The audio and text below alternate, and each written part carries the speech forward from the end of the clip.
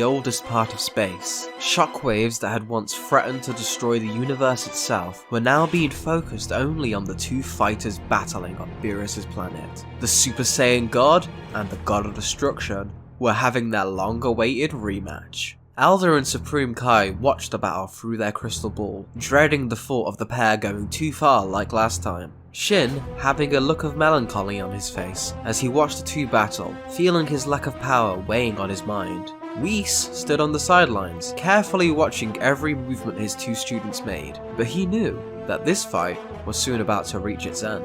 Goku was pushing his mastered blue form even further than he had against Jiren, attacking Beerus with every bit of speed he could muster, every bit of power in his body. The Divine Kaioken allowed him to catch Beerus off guard a few times, but the wall between them was still too high, and once Beerus stopped playing with the Saiyan, it was all over. The Saiyan desperately pulled all his power into one gigantic Kamehameha, but Beerus simply sighed in disappointment before sliding across the beam with a faultless grace, launching a devastating kick to the Saiyan's temple. Goku was sent hurtling to the ground, the mighty aura of his blue form fading as Beerus approached the Saiyan in his crater, placing his foot on the Saiyan's head. He was disappointed that even after Goku's showing in the Tournament of Power, he could still not call upon Ultra Instinct at will, and without it, he was no match for Beerus. Despite this, Goku laughed, amazed at how strong Beerus was, and he was still trying to get up, commentating that after Jiren and Broly, Beerus didn't seem as unreachable as he once did. This comment angered the god, and he began to press his foot down harder on Goku's head. He was already cranky at being awake, but Goku's words had struck a nerve. Beerus liked his position at the top, and seeing mortals getting close to even surpassing his level was troubling.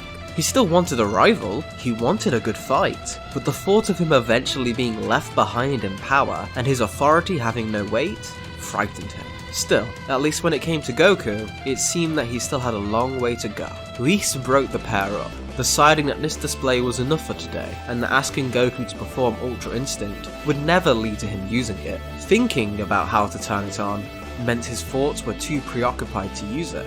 Beerus thought about making a snide remark at Goku, but Whis was quick to point out that although Beerus was able to use it in combat more consistently, it was not close to the level of instinct that Goku had reached, and so they were both far from perfect. After some grumbling from Beerus and some laughter from Goku, the three finally dug into their cup ramen.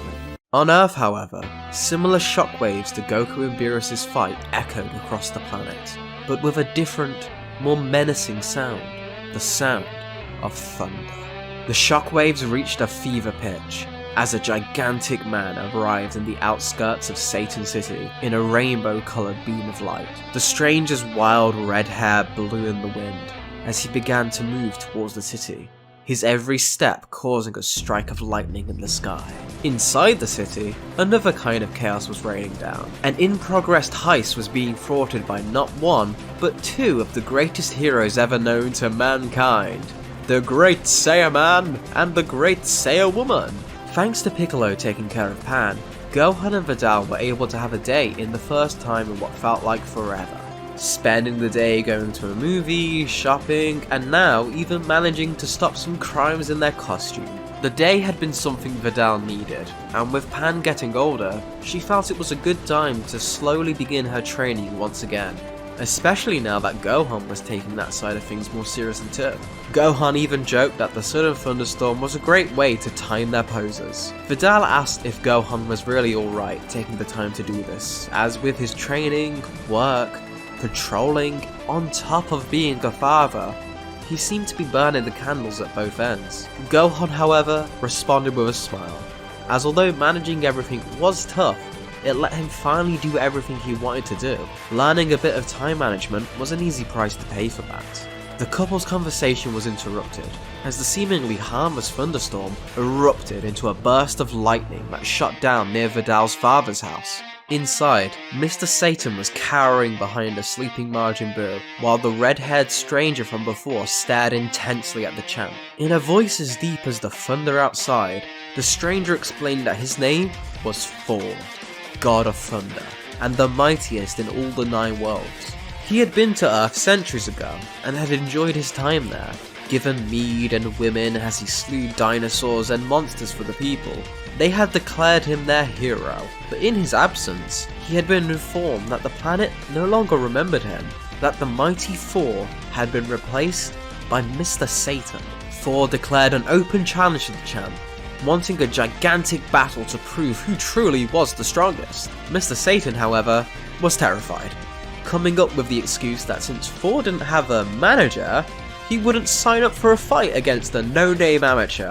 Thor paused for a moment, supposing that this made some sense. Thor was powerful, but not very bright. Mr. Satan was shocked at having managed to talk his way out of the situation, with Thor asking how to acquire this manager.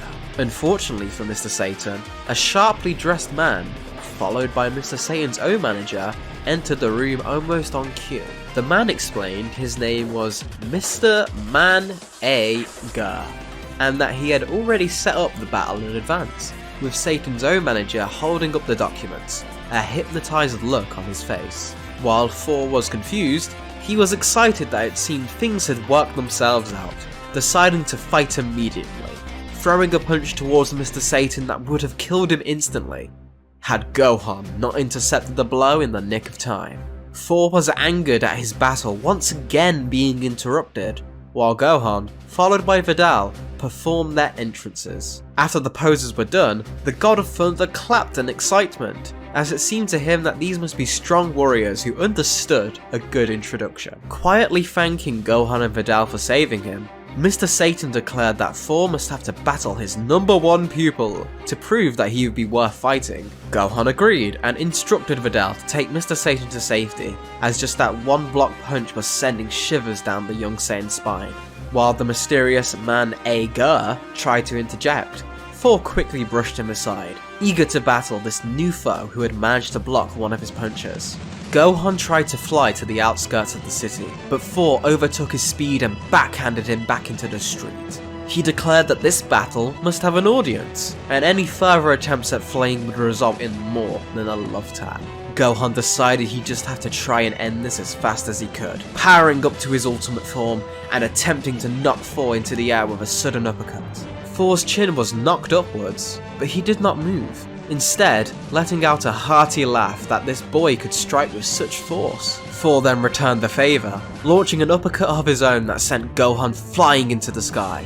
The scholar's helmet had been destroyed by the blow, and he was still trying to snap out of a daze as the Thunder God came charging towards him. Thor's right arm smashed into Gohan's gut, causing his eyes to go white. Just 2 hits, and he was already losing so badly. Gohan had no idea where this guy had even come from, but he wasn't about to let him go back down there and kill his father-in-law. Gohan roared in fury and fought through the pain, launching a sudden flurry of punches that surprised Thor, smashing against the deity one after the other. Thor began to respond with his own punches, but Gohan gritted his teeth and took the ones he couldn't dodge, so that he could use the chance to respond with another of his own. This risky strategy was leading Gohan to take far more damage than the still relatively unharmed Thor, but it was all he had to fight against this unstoppable force, and he refused to give up. With a last-ditch effort, Gohan summoned all his remaining reserves to launch a spinning kick that Thor blocked with his left arm.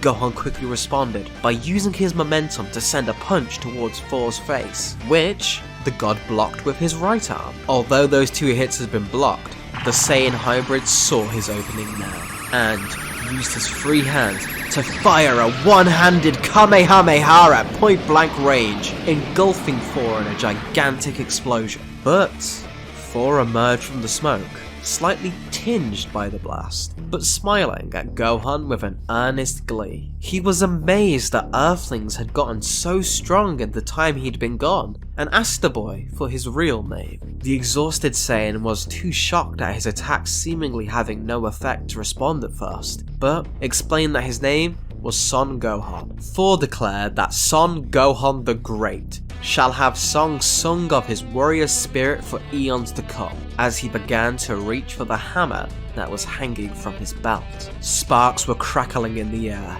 the weight of the power being emitted from Thor just from the act of reaching for his hammer was causing lightning to blanket the sky in even greater intensity. Thor's eyes began to be engulfed with crackling power as his true might began to rise, with Gohan preparing himself to still stand and fight, despite knowing he had no chance. Until Videl shot up from the ground, floating between the two, surprising Thor and Gohan as she approached the god. She declared that this had gone on long enough. There had been no casualties, but the city was starting to take serious damage from that battle, and she would not let Thor kill her husband or her father just because of this god's ego. The invincible Thor now looked quite meek, as Videl's shouting was causing him to reconsider his motives in all this. Like a child being scolded by a mother, Thor did try to respond that a warrior's death was nothing to be ashamed of, and that he needed to once again show the world who he was, while Videl simply opened up one of her childhood books she had picked up after taking her dad to safety, showing the tales of Thor were still being told to people. Thor took the book in his hand, not grasping the words, but the pictures told the story well enough, of a mighty being with a hammer that slew giants. This made the Thunder God feel relieved that he had not been forgotten. Gohan and Videl overheard the god mumbling that Loki had tricked him once again, but before they could comment, Thor thanked them for clearing up the confusion. He waved goodbye to them with a smile, deciding that his need for battle had been met for the time being, and he would need to confront Loki about the situation. The couple watched in confusion as the Thunder God vanished in the same beam of rainbow light he had arrived in, deciding that they needed to get Gohan healed and inform the others. Hidden on the nearby rooftop, Mr. Man-A-Gur dropped his disguise, returning to his original form as Loki. Sad that his game had been cut short, but now intrigued about the mortals who could stand up to Thor. After being summoned by Bulma, Goku, Beerus and Whis arrived at Capsule Corp, where Gohan and Videl explained everything that had happened to them. Goku was thrilled at the thought of meeting someone so strong, and let Gohan know he was proud of him for doing so well against him. Beerus, however, was uneasy, as if he'd been reminded of a nightmare he had long since tried to forget. Vegeta, who too was interested by this Thor, wanted to know why Beerus seemed so terrified. The god of destruction remained silent, while Whis explained that it wasn't Thor that Beerus knew, but his father, Odin. Whis explained that in the infancy of the universe, there was the world of Yggdra, a lush, vibrant world. The people of Yggdra were a fierce lot, but also a cultured one. One such Yggdra was Odin, a strong, strapping lad, and admittedly, a bit of a dork. He loved knowledge, he thirsted for it, and through the technological magic of Yggdra, Odin traversed the young universe, absorbing knowledge everywhere he went. Over the course of his journey, Odin learned of the existence of the gods. Through cunning and trickery, Odin worked his way up from the Kaio to the Kaioshin, all the way to planet Kaishin, the homeworld of all gods. On planet Kaishin, Odin was able to gaze down upon all the other universes, and realized his quest for knowledge is one that will take considerable time. More time than he in his short, mortal life would be able to accomplish. He stayed on planet Kaishin for many days, and as a result, Odin became incredibly hungry. He noticed an enormous fruit hanging from the kaiju tree. Though he attempted to climb the enormous tree, one of the fruit fell from it, but this was no ordinary fruit. It was a golden fruit, the fruit of a Kaioshin. Odin watched as a Kaioshin emerged from the fruit, Odin scribbling the details in his notebook, as he always did, but soon, hunger would overtake his judgment, and he devoured the meat of the golden fruit. It sated his hunger, but an unexpected side effect had occurred. He had been given the power of a god by eating the godly fruit. After becoming a god, Odin took the seeds of the kaiju fruit to his universe, planting it in the soil of Yggdra, and creating an incomprehensibly large tree. That's roots expanded throughout space, wrapping and connecting the 9 worlds of his solar system. The tree's divine nature sealed it off from the rest of the 12 universes in its own small pocket universe, a tiny blip the size of a solar system that would go unnoticed by all. However, all the worlds being connected by a godly tree caused unforeseen side effects, causing the inhabitants of those worlds to become grotesquely strong. Odin even managed to reach the Omni King and earn his favour by telling him the funniest jokes, the scariest stories, and the cleverest puns. And as such, Lord Zeno paid no attention to the goings on in Odin's domain, allowing it to be sealed off from the rest of what was happening, with only the people of Yggdrasil itself able to enter other universes through the Bifrost, a magic similar to Whis' staff. Everyone was amazed by Whis' tale, with Goku practically about to explode with excitement at the idea of meeting 9 entire worlds of strong people. Vegeta responded that this still didn't explain Beerus' reaction, but before Whis or Beerus could respond, they were interrupted by the rainbow light of the Bifrost, with the god Balder standing before them, holding out a scroll in his hand. In order to apologise for the acts of Odin's son Thor, the Allfather had invited the gods of Universe 7 for a feast in Yggdrasil's golden city, Asgard. The halls of Asgard, the golden capital of Yggdrasil, a place for celebration, grand battles, and learning. But on this day, one of great turmoil, for when the gods have a disagreement, it can be quite loud. I cannot believe you allowed this to come to pass, Allfather.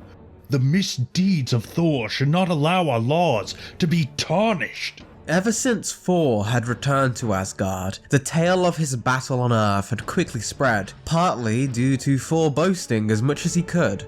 This was not normally cause for alarm, but what was peculiar was Odin's invitation to the gods of Universe 7 to come to Asgard as compensation, something unheard of for centuries.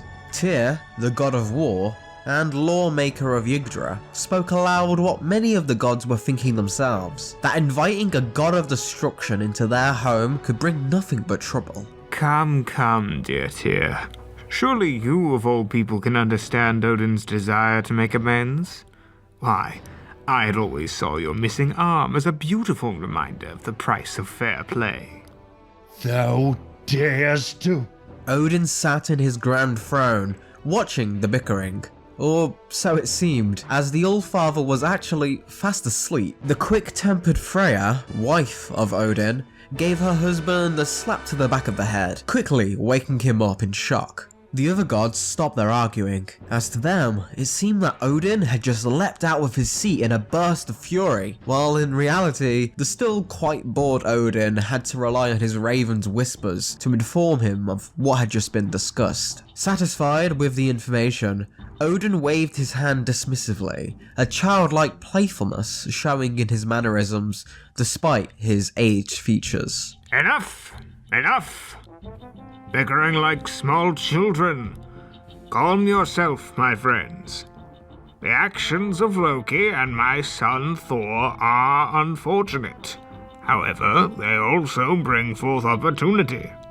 To my dismay, I only know so much about the Zeno's recent tournament of power. I wish to rectify that. Loki smiled in victory. Relieved, Odin seemed to want to continue the fun. Tyr sighed, before deciding to trust Odin's judgment, and Thor was currently passed out drunk in the back of the room. Preparations for the grandest feast in the 9 worlds had begun, and Odin wished to ensure it would be a memorable one indeed. A few hours passed, until the guests of honor finally arrived at the base of the World Tree. They found themselves in a checking station, quite like an airport, albeit made entirely from the roots of the World Tree. Emerging from the rainbow light that transported them were Balder, Beerus, Whis, the Supreme Kai Shin, and Son Goku. While Whis, Beerus, and Shin's divine acclaim were obvious, the group was surprised when Balder insisted that Son Goku come with them as well, declaring him the Super Saiyan God, much to the dismay of Vegeta at the time. Still, Goku was eager for an excuse to tag along, while Beerus and Whis were immediately suspicious of the Asgardians knowing of such a fact. And yet, the promise of never before tasted food was one they just couldn't resist. I shall bid thee farewell in the meantime. Please, make yourselves home. Enjoy the sights of Asgard. Thou shalt be collected in a few hours, or thou shalt take haste. With a smile that seemed to shine brighter than the city itself, Balder left the group to their own devices, Beerus being the only one of the group who didn't wave goodbye. I don't know why you were so worried. If all the gods are like him, they're way friendlier than gods of destruction at least. Please, that one's a total fake. You can't trust these Asgardians as far as you can throw them. Well, I for one welcome the chance to meet a new culture. Why don't we have a look around and make a judgment for ourselves? We are guests, after all. This place is pretty looking. But I was kinda hoping I could meet that Thor guy. Beerus quickly realized one of the dangers in bringing Goku along. If he started a fight with Thor, things could get ugly very fast. Now saying Supreme Kai is right. Why don't you hurry along now and go climb the World Tree or something? Well, I guess I could give it a shot. It looks pretty big though. Feeling that his sarcasm was being lost on the martial artist, Beerus quickly pushed Shin and Goku to get them to start moving, whispering to the Kai to keep him out of trouble. Once they had walked out of earshot, Beerus let out a sigh of relief, with Whis smiling at seeing his lord's feeble attempts at trying to control the bundle of chaos that was known as Son Goku. Well, my lord, do you expect our dear Goku to be well behaved? He better, or else I'm going to end up with an even bigger headache than I have already. Why did I get reduced to babysitting duty? Perhaps it's what they call karma at work, my lord. After all, maybe you understand a little more of what my job entails. Hey Whis, what are you trying to say?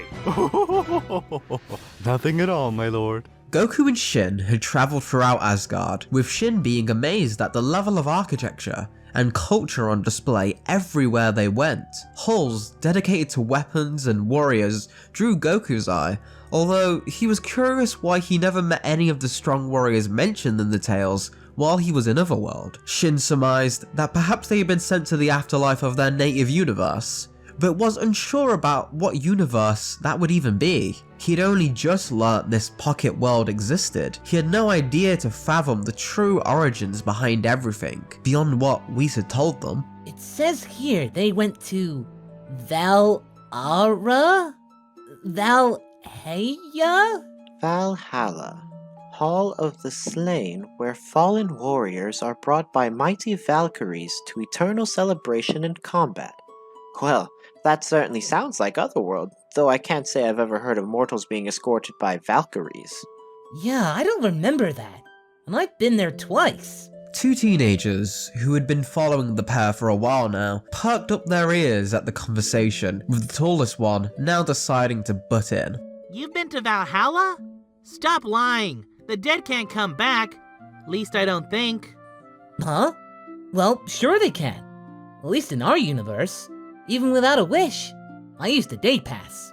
The two boys were shocked at the stranger's words and were excited to ask him more about his story, but Shin was still surprised that such a people, seemingly in tune with their spiritual side, had such a unique concept of the afterlife. It gave him an uneasy feeling, and he began to wonder if this was part of the reason why Beerus was so on edge.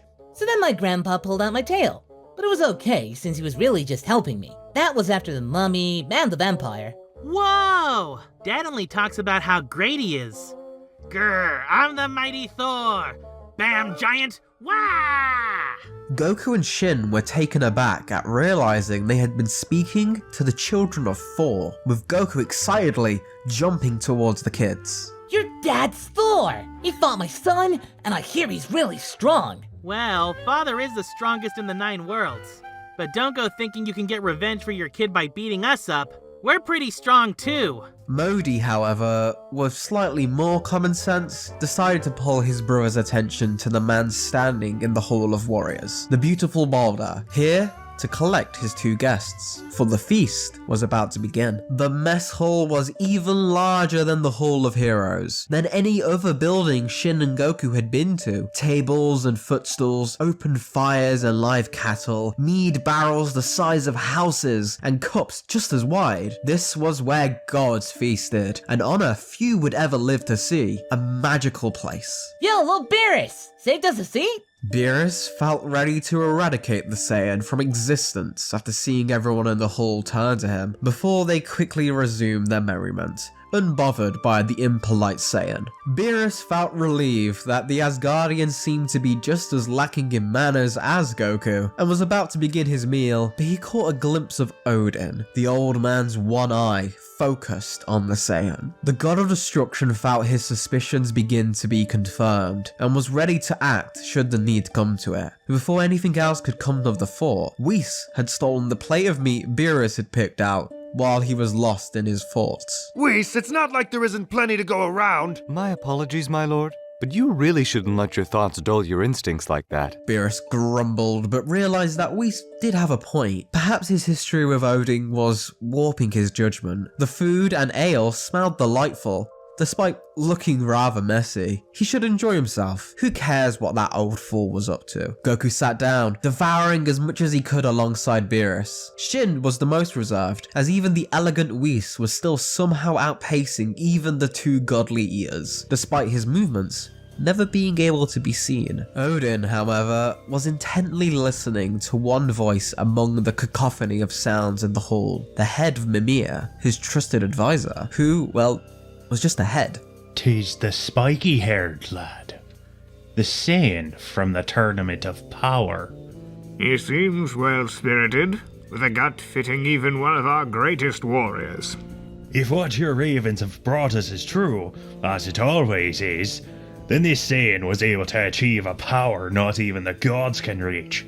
I'd be extremely wary. As I feared. So be it. Let us see how things play out when Thor arrives. Perhaps this boy will bring me even greater knowledge under my service. A few minutes passed, and the God of Thunder arrived in the hall at last, bringing his wife Sif and his boys, who directed him to sit beside Goku, as they had told their father about the spiky-haired stranger. Well met! I am known throughout time and space as the immortal Thor. I believe I punched your son yesterday. I hope he is well. Yeah, he's fine now. Gohan doesn't go down that easily. I'd have thought not. Good stock, that one. What a feat it would be if my own boys had half the spirit he showed. But enough of the past. What is thou title, my friend? I'm Son Goku. From what I've been hearing all day, you're the strongest guy around here. Well, I suppose the deeds of Thor are somewhat awe-inspiring. Beerus gave Thor a glare, raising his head from his food for a moment. Stronger than your All-Father? Well, the All-Father is wiser than I, but yes, I am known as the mightiest in the 9 worlds. Really now? Beerus gave a glance to Whis, then to Odin, who had fallen asleep. Beerus put his hand to his face, deciding that he really was overthinking all of this. Shin had asked to be relieved, an invitation from Freya, who was interested in meeting the Supreme Kai, to explore the scrolls of Asgard were far more interesting to him than any feasting could be, and so his seat was left open for Loki to take. The god of mischief had made himself comfortable, his face and form flickering like a majestic flame, beautiful one moment, stunning the next, never quite able to read his facial expression. My Saiyan, what an impressive appetite you have. It is a shame you've probably filled up before the best dish. Oh, no, I've got plenty of room. What's the best dish? Loki smiled, pointing over to Thor, who was eating what looked to be a cooked goat. That goat, well, specifically the bone marrow, is the most delectable dish on Asgard. Delecto what? It's, really, really, really nice tasting. Well, I don't know. Maybe if he was sharing it, but no one's taking any. I don't want to be mean, I just got here. Oh, come now. Just simply because they've all had a piece already. You're missing out, truly. It's a bliss that will take all your worries away. Beerus, upon hearing Loki describe the food, decided he needed something good today, and reached over to Thor's plate, grabbing a chunk of goat and devouring it, bone marrow and all. All eyes in the hall turned in shock to Beerus, who was too busy licking his lips to care, until Thor rose to his feet, lightning surging around him in waves. You dare! I'll have your head for this offense, Destroyer! Oh, are you threatening me over some food? How childish. Beerus rose to his feet. The hypocrisy of his statement, given his own past actions, were lost on him. He was simply not going to tolerate such an open challenge.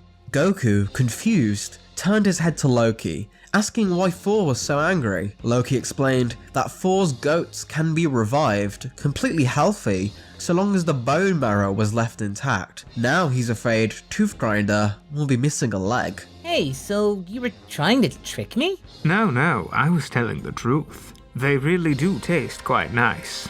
Before Goku could confront Loki, he was distracted by the two igniting auras of the opposing deities, purple energy and white-hot lightning cascading around the room. They were both prepared to fight here and now, but Odin, who was surprisingly awake, quickly spoke to settle the development. Let us not destroy this long-prepared feast over a petty squabble. The crime of the destroyer is great, but I propose an honorable duel to settle the matter, in the battlegrounds, for all to see. Beerus turned to Odin, wondering what his game was. Wait, hold on a sec. If Thor's fighting, do you think I can fight for Lord Beerus instead? Odin smiled. Things were going exactly how he had foreseen. A most unusual request, but I suppose 'tis fitting to have thee as his representative. I shall allow this.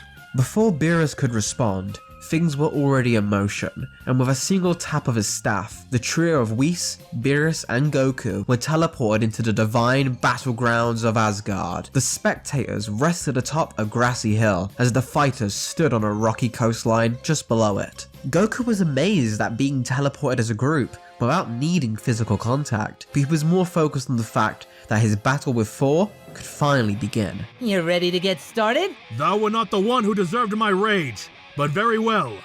Have at thee, Son Goku! Thor charged towards Goku with his fist pulled back, Goku instantly turning into his Super Saiyan state in response, yeah! And attempting to time a counterblow, Goku's fists beating Thor's to its destination and smashing against the Thunder God's face. However, Thor simply smiled, completely unfazed by the blow, and proceeded to grab Goku and slam into the ground with a suplex. The Super Saiyan tried to get up, but Thor was too fast and proceeded to kick the grounded warrior into the air. Goku was sent hurtling towards the onlookers on the cliff before stopping his momentum in a burst of ki, ascending to his Super Saiyan 2 state and beginning to charge a Kamehameha.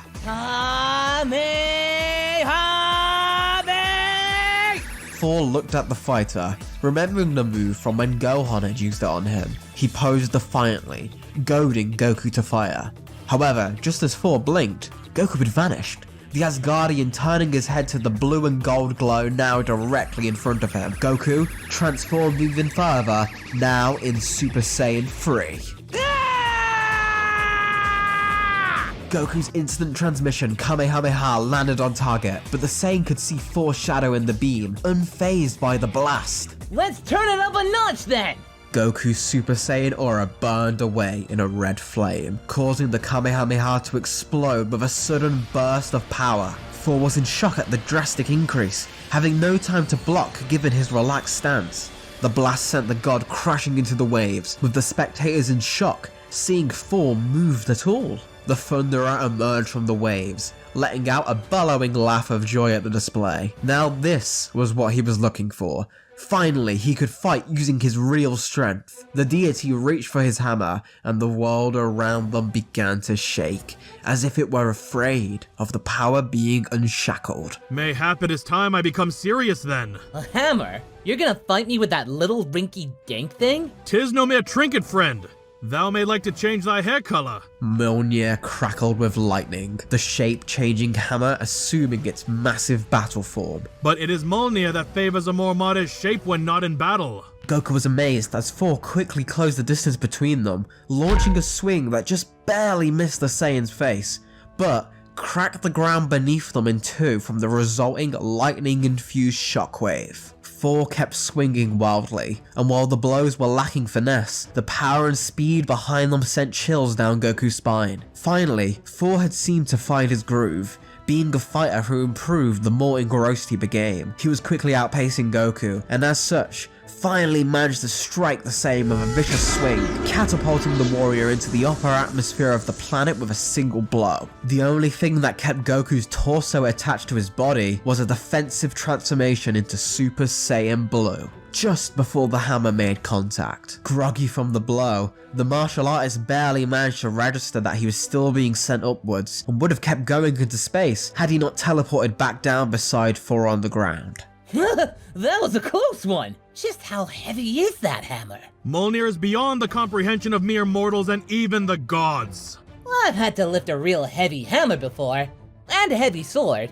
Let me at it. Verily, if thou insist. With one arm, 4 tossed the gigantic hammer towards Goku, who tried to respond with one hand, but was immediately sent into a crater in the ground. The Saiyan struggled with all his might to raise the hammer up, both his arms, his entire body straining every muscle.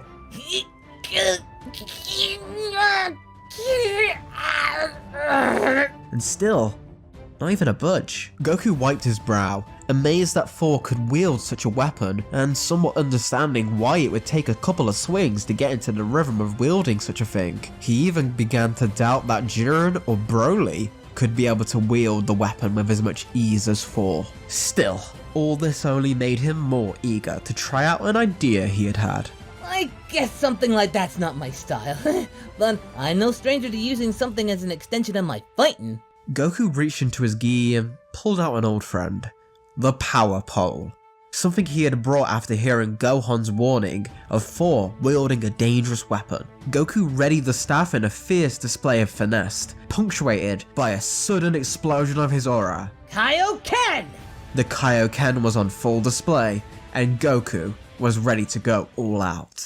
The pair charged at each other, their weapons clashing and sending impacts across the battlefield, obliterating everything that encountered the force of the blows. The exchange was favouring 4 at first, with the greater empowered speed of the deity pushing Goku onto the defensive even with his Kaioken. But given enough time, Goku began to use the power pole to attack openings in 4's guard, no longer trying to match the strength of the hammer, but subvert and redirect it. 4 was incredibly powerful, one of the strongest beings Goku had ever encountered, but he did lack finesse, his years without any real challenges showing as Goku exposed weaknesses in his fighting style 4 had no idea had existed. The god was far from a slouch, and he was no novice, still forcing Goku to battle as fast and as smartly as he had ever had before, as just one solid hit could end this match. Goku's superior skill, however, was beginning to turn the tide, and 4 seemed to only grow in rage for every one of Goku's blows that hit and every one of his own that missed. Odin noticed 4's increased ferocity as the minutes passed, and smiled once again. Beerus, however, despite seeing Goku have his moments, was on edge. Something about this is off. What do you mean, my lord? This fight, something's not right. Odin's pushy, and he doesn't like me. He'd jump at any opportunity to see me possibly lose a fight. And? So why would he so readily allow Goku to fight on my behalf? He would have insisted that I fight. Meanwhile, on the battlefield, Goku was beginning to be overwhelmed. Any prior gaps in defense 4 once had were quickly being washed away, as the god now looked as if he was swinging on pure rage, a warrior madness, triggered by the thrill and the heat of a real battle that was terrifying to see up close. It seemed that this was 4 in his most natural state, acting on pure emotion and rage, and as a result, his powers began to skyrocket far beyond what Goku could comfortably handle. Still, the Super Saiyan God refused to be intimidated, and cracked the power pole against the side of 4's temple, to the center of his stomach, and then, using his legs, swept Thor's footing before catching the falling Thor with an uppercut to the chin. Despite the combination landing effectively, Thor seemingly didn't feel any pain, as his rage was overpowering any other emotion he might have. Thor roared in fury and grabbed Goku by the hair, slamming him into the cliff face and throwing the battered Saiyan up, only to smash him into the ground with a downward swing of Mjolnir. Goku was sent into a crater so deep no one could see the bottom, while the wild Thor let out a warrior cry of victory.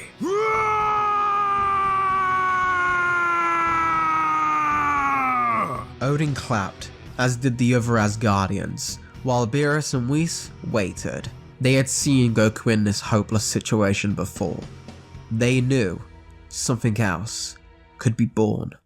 As an ethereal light emerged from the crater, Beerus turned to Odin with a grin he had been waiting to give all day. Now you've done it. Hitting the Saiyan with a blow like that was the worst thing you could have done. Goku's silhouette began to be revealed, seemingly in his base form, albeit for the silver glow now emanating from his eyes. The Saiyan began to slowly walk out of his blinding aura, his black hair quickly changing to white in a flowing stream of power. Thor, still engulfed by the battle and not really comprehending what was happening, prepared to strike once more with Mjolnir. But to Goku, it was as if the god hadn't even started moving. Thor's eyes widened, as now he felt pain, as a single blow to the stomach brought the god to his knees. Thor valiantly tried to get up, but he found himself in the ground once more, the Saiyan's attacks hitting him so fast that Thor didn't even realize he had been hit until the damage came. The Asgardian refused to relent, however, and he did manage to raise to one knee despite the beating he had been given, but he was still helpless as Goku began to charge an energy blast, one small, compact, and holding more power within it than Thor had ever seen. Odin knew he had to act, and so he did. Whispers were suddenly sent into Goku's mind, secrets, memories, thoughts.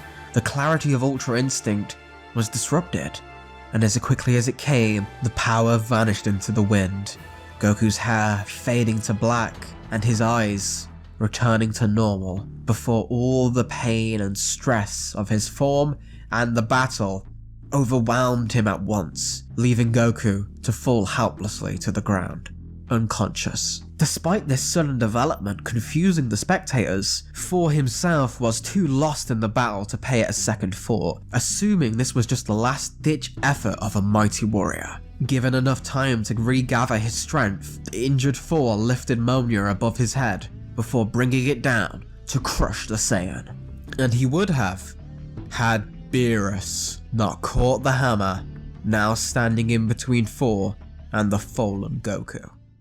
Hidden in the sacred library of Asgard, two deities were vigilantly exploring the countless scrolls and books stored in its halls. This is just incredible. We've been here only for a short time, yet I've already learned so much about the culture and techniques your people practice. I feel like I am only scratching the surface. These notes on the Kai change my perspective on teleportation's limits entirely. That is very kind of you to say, young one. This library is my husband Odin's greatest achievement. It stores knowledge gathered since the dawn of creation, from every universe, and even beyond. Knowledge? From beyond the known universes? Amazing! I'm frankly embarrassed to say that we Kai pale in comparison in this regard. It's only natural. We Asgardians may know these things, but a Kai is a creator. Without you, none of us would be here. The Supreme Kai Shin greatly enjoyed having the ear of the goddess Freya. It was a rare occurrence for him to meet someone much older than himself, and even rarer for that person to have any form of grace. It reminded him of the studies he had undertaken in his youth, so very long ago now, before he could get too lost in thought. The Kai's eyes were drawn to a darker area of the massive library, a place that gave off a deep sadness. It looked in disarray, with cobwebs covering broken shelves and dusty scrolls. Forgive me if this comes across as rude, Lady Freya, but may I ask why that section of the library is so unkempt? Freya remained silent, but Shin noticed a solemn look on her face. Not wanting to cause insult, he decided to satiate his curiosity by approaching the area himself. The books here were not translated. They were in ancient Asgardian runes, and were largely unreadable to him. But he had managed to pick up more of the language during his studies here, and could make out the runes that stood above the entrance of this section. Names of the lost. My word, a memorial left to be forgotten? How horrible. Shin reacted strongly, without realizing how his words could have affected Freya. But before either god could respond to the comment, the ground beneath them swept them off their feet, as the books of the library crashed onto the floor. The whole of Asgard, the 9 worlds all shook at once from the force of a finishing blow. On the battlefield, Thor, the god of thunder, towered over the small frame of Beerus, the god of destruction. Beerus' aura faded, and a giant bolt of lightning left Thor's body, before the giant fell to the ground with a sudden impact. I suppose I should be kind and say the Saiyan already had you in a weakened state, but honestly, I don't think you stood a chance to begin with. Thor had been struck down in a single blow from the destroyer, and now lay dead on the ground next to Son Goku. The surrounding gods were outraged. This was supposed to be a one-on-one deathmatch, a sacred tradition in their realm, and one that was punishable by death. Tyr, the god of war, was the first to speak up. You fiend! Thou hast broken not only our traditions, but the honor of your warrior. He had fought well and deserved a warrior's death, not the shame of being saved by the likes of you. Oh, would you like to repeat that, little god? Tyr, wisely, backed away. You can't allow this, All-Father. Please, allow me to face him and avenge Thor. Odin finally arose from his throne, stretching his back before squinting in what felt like some obvious pain. Rest easy, old friend. You are well aware of the cycle we live in thanks to Valhalla. You would be vanquished the moment you stood before that fellow. No, Beerus is my foe. The old god finished stretching his tired body, and with a sigh, unleashed a wave of power from his tired frame that sent Tyr and any nearby being, be they mortal or god, hurtling backwards through the sheer force of his energy. I'm going to say this once, old man. I'm taking my Saiyan and I'm going back home for a long nap, understand? No, I don't think you will. Of course you'd say a bothersome thing like that. Whis, here! Beerus casually kicked Goku to where Whis was standing, allowing the angel to guard them from any damage the upcoming battle may incur. My Lord Beerus, have you grown to care for this Saiyan? Don't make me laugh, Whis. I just know if I got Lord Zeno's favorite toy blown up, I'd have hell to pay. You've got a point there, my lord. Beerus floated to meet Odin in the sky, the two ancient powers making the battle between Goku and Thor look quaint by just standing next to each other. Their auras slowly came into shape, clashing against each other without the two moving a muscle. At their level of power, just the intensity of their divine ki could kill lesser beings. So wisely, Whis placed a barrier around the arena, not to protect the bystanders, but to make sure none of the delicious food stalls were affected by the War of Auras. It's been a few billion years and you've gotten old. Sure you're up for this, Gramps? As the two deities faced off, Magni and Modi, the children of Thor, ran towards the source of their anger, the fallen Son Goku, leading them straight into the path of Whis, who was enjoying a tasty beverage. It can't be Dad. It's all this guy's fault. Dad's tough. Don't worry about it. It's not the first time he's kicked the bucket. What I want to know is, hey, tall lady, what's the deal with Grandpa and that cat? Brother? I think that's a guy. Huh? But they're so pretty! Whis laughed at the antics of the children, then knelt down to answer the young god's question. I cannot speak for All-Father Odin's interest in this conflict, but I'm fairly certain of Lord Beerus's. The two have battled once before, long ago, when my lord was still in his earliest centuries as a destroyer. The young universe was a chaotic and dangerous place. The fires of creation had ended eons ago, but the reverberations could still be felt all across the many systems being formed throughout the universes. The seventh of them, in particular, was a thriving, wild, and magical place, filled with secrets that have long been forgotten, and powers that still lay dormant. One of those caught the attention of my lord, who was still early in his tenure as a god. He had taken to enjoying special foods to pass the time of his immortality, and was much pickier as a youth.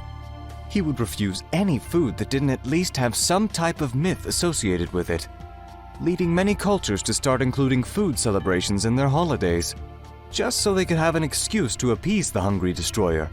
One of those mythic meals, however, was no lie. The mead of poetry was said to reside on a planet of giants. Its taste was so divine, just a few drops could make a buffoon into a scholar.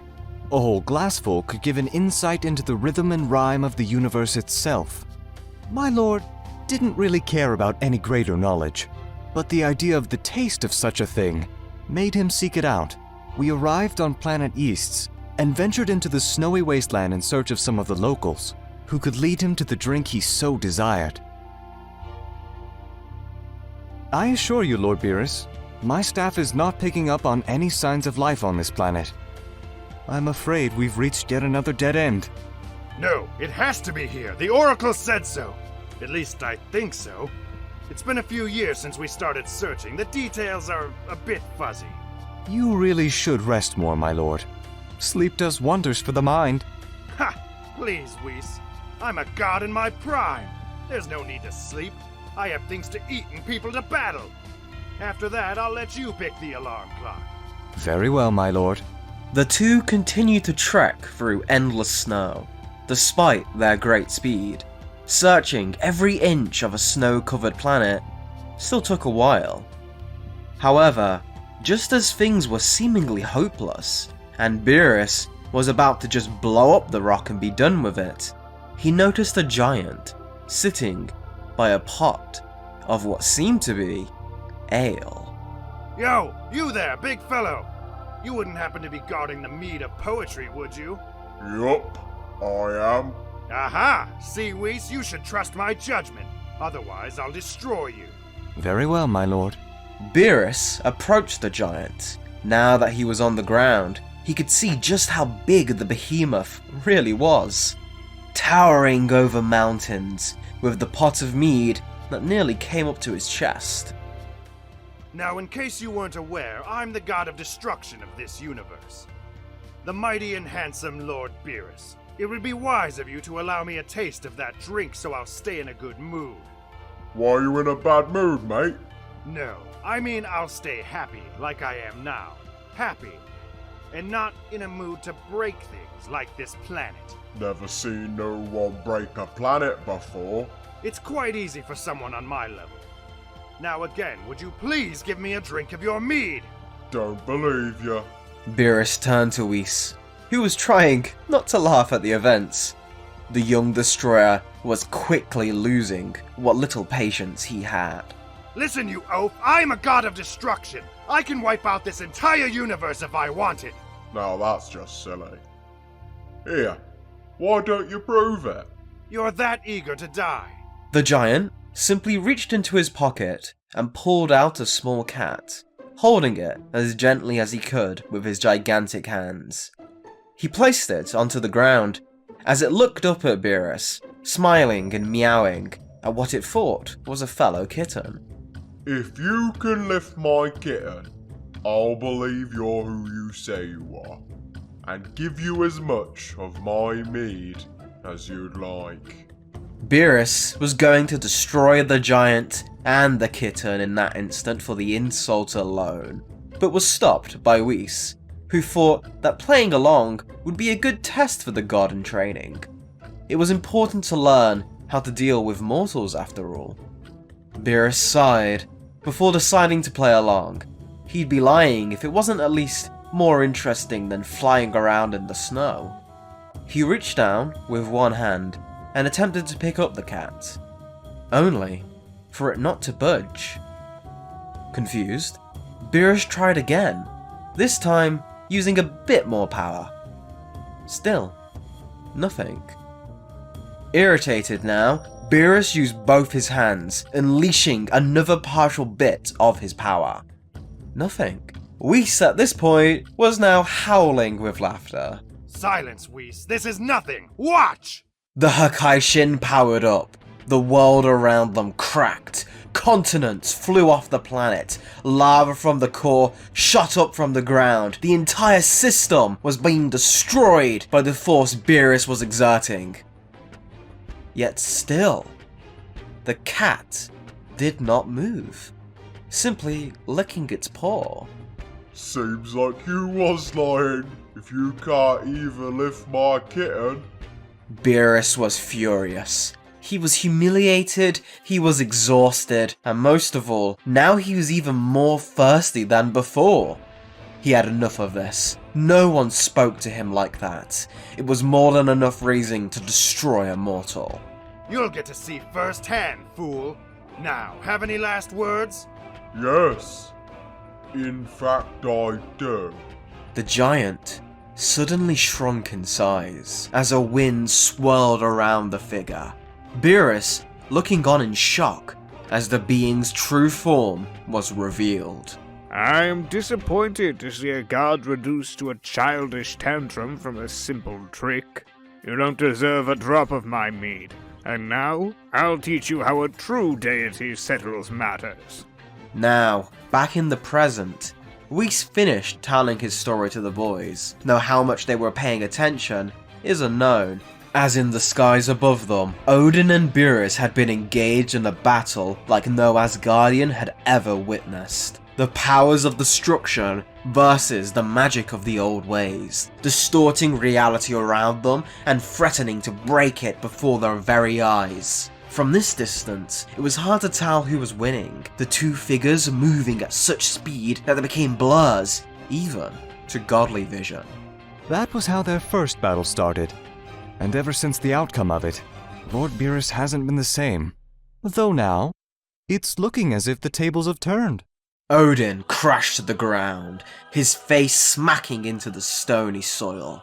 He didn't have time to compose himself as Beerus summoned a tremendous orb of fiery ki and unleashed it, forcing the god to turn his staff towards it, opening a portal very similar to those used by Anilaza of the Third Universe, that absorbed the ki blast and then opened it behind Beerus. The destroyer, however, was still a trainee of Whis and had some measure of instinct, and so used the newly opened portal himself, dodging through the blast with a Hakai, then appearing directly in front of Odin himself, his hand smashing the old god's face back into the dirt.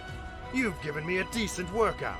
Been ages since I've had to try this hard against non-destroyers. Really, it's impressive, but you've lost your edge. Time beat you long before I did. Must be such a burden for you false immortals. Time hasn't changed you a bit. You're still falling for tricks, Beerus. Suddenly, the seemingly defeated old man stood up, holding Beerus' hand in a vice-like grip.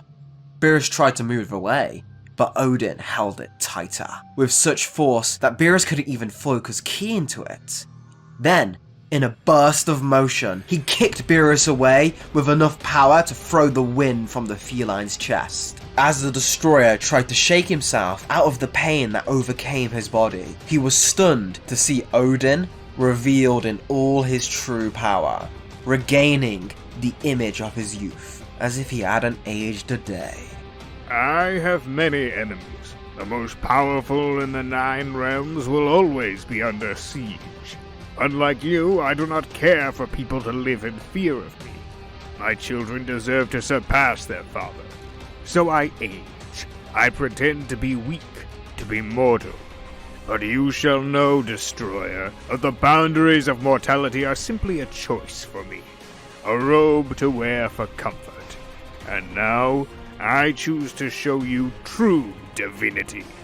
As Odin's staff transformed into his enchanted spear, Beerus cracked his neck, grinning ear to ear with excitement. Honestly, he was disappointed that Odin seemingly had grown weak.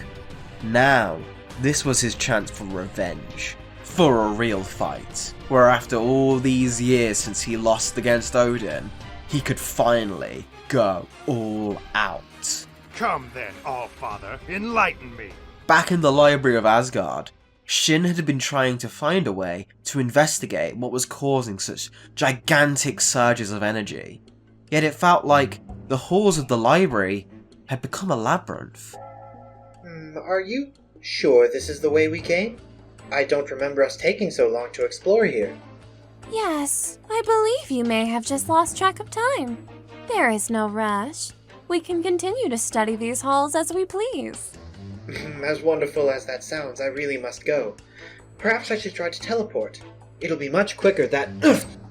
As Shin was about to finish his statement, he was cut across the face by a dagger, barely managing to save himself by moving away in reaction. Lady Freya! What is the meaning of this?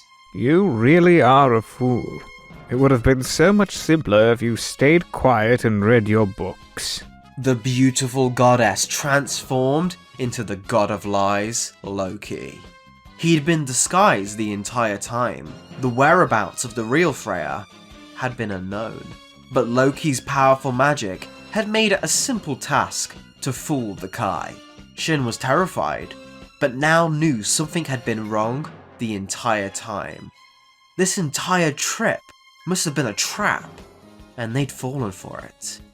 He had to warn the others, but every time he moved to use his Kai, Loki was on top of him in an instant. The god was far more powerful than Shin, and even more skilled in the use of magic, trapping the Kai in a binding circle, preventing him from jumping away. Why are you doing this? We mean your people no harm. It's nothing personal. In fact, I quite like you. It's mainly as a favor to Odin. We know your destroyer can be a handful, and if things look bad, all I have to do is kill you. Then Beerus won't be an issue. I see. Then if I may, perhaps you should have reconsidered the threat in that plan. Oh? Does the little Kai have some teeth after all? You should never have brought me to a library! Shin's eyes glowed as he unleashed a spell of his own. A barrier surrounded him and gave him enough time to focus his energy, to pierce through the veil of chaos between universes. And, with the knowledge he had gained from the brief study here, tried a method of teleportation far more powerful than he or any Kai had ever dreamt of. Not bad. Though, given where he tried to jump to, he's probably going to get killed just attempting it. Oh well. Meanwhile, things were looking even worse for the God of Destruction. Odin's power was on an entirely different level than before. Every one of his attacks was countered and turned against him. Beerus was able to dodge many of Odin's attacks thanks to his limited knowledge of Ultra Instinct, but it was nowhere near enough to deal with this true Odin. The old god had studied all types of fighting in his long life, absorbing knowledge with an insatiable hunger. And, on top of that, the raw power he boasted surpassed any god of destruction, including Beerus. He hated to admit it, but the likelihood of winning was growing distant. Still, he wasn't going to give up now that he finally had a real challenge. You're just full of surprises, old man. But Don't you dare get cocky! Beerus pushed even further past his limits and summoned a barrage of orbs. This time, were charged with Hakai energy. Each one alone could wipe a being from existence. The hundreds he was holding above his head could wipe out all of Asgard. Such simple tactics. Odin raised his hand in the air, and a black orb appeared in his palm. Then it continued to grow denser, forming a well of gravity many times stronger than a natural black hole. He threw it as Beerus launched his volley of Hakai orbs, the two colliding as the orbs were sucked and crushed by the concentrated forces of Odin's attack. A modified attack from the second universe. And this...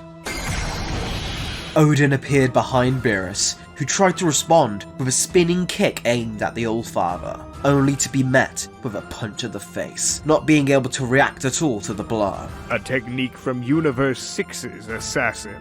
You bastard! You think stolen moves can beat me? Beerus exploded in a fury, sending out a barrage of punches and kicks towards Odin, actually pushing the Asgardian on the back foot, as even he struggled to keep up with the sudden increase in Beerus' speed. Odin tried to time skip once more, but Beerus predicted the angle of attack and greeted Odin with a punch directly to the face. However, after landing the punch, Beerus felt a sharp pain spread up his arm, as if he'd been infected by something. You should be careful when you attack. That poison is far stronger than what you'd find used by the 9th universe. The Destroyer tried to fight through the pain, not wanting to give up his advantage, and unleashed a massive surge of blasts from his body. Again, each filled with destruction energy. When it looked like Odin had been struck, Beerus finally let himself smile, only to be horrified when the real Odin appeared unharmed. The one being struck by the Hakai was only a decoy. The Yardratians of the 7th universe have mastered this technique. Multiplication can be a useful tool. Beerus snarled with rage, desperate to try and find a weakness in Odin's massive arsenal of techniques. But every time he tried a new angle of attack, the ancient scholar simply responded with another stolen move. How many years have you lived with the gift of immortality? And how many of them did you waste sleeping? I play the fool, but I do not squander a second of my eternal life. What exactly have you accomplished, Lord Beerus? Pissing you off, for one thing. Eventually, as the damage piled up, Beerus was finally struck by Odin's spear. One that, when thrown, would always follow its target, no matter how many tried to avoid it, stabbing Beerus in the gut and impaling him to the ground. The god was tough, and despite the pain, pulled the spear from his wound and got onto his feet, while Odin showed only a broken nose and some minor cuts for all of Beerus' effort. Just what was all this for? What the hell do you want with Son Goku? He will be the savior of Asgard. And now, so will you. I don't know what you're talking about, but if you're going to kill me, get it over with. Your breath does more damage than your attacks. Beerus grinned before turning his head, as Odin grabbed him by the neck. He couldn't even raise his arms, but he could give one final look to Whis. Whis, you weren't so bad as a servant. It has been my honor to serve, Lord Beerus. Odin allowed Beerus this final goodbye, before raising his hand to the god's face. This technique took me eons to understand, but thanks to you, I can finally grasp its inner workings. Hakai! Beerus spat in Odin's face as one last act of defiance, before the Universe 7 God of Destruction was seemingly erased from existence. Odin let out a tired sigh. It had been an exhausting battle, and most of his energy had run out. For a brief moment, he sensed something in the distance, as if he was being watched. But it quickly vanished, and the All-Father's attention refocused. He still had one final task, and approached the area where Whis was standing beside Son Goku. He shared one look with the angel, unsure if the being would interfere.